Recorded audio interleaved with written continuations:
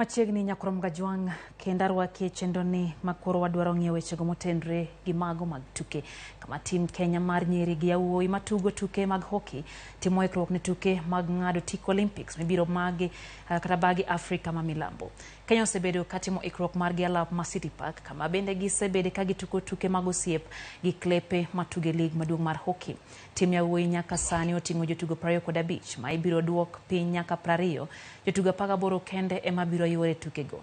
Kanowuok gi jofwambo, kocha maduong' mar yawuoyi nolero ni nok mar jotugo nitiere nikech tuke mag lig kelo midhiero mar ikruok makare. Kata kamano en gi geno ni Kenya biro yudo thuolo mar tuge tuke mag Olimpiks higa manyien.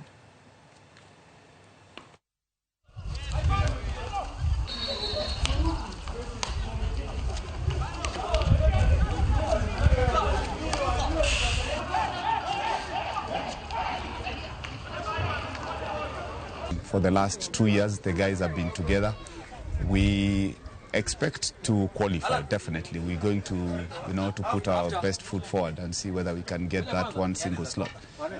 But I think more importantly, we're focusing on developing the team, getting the guys, ready for even future engagements.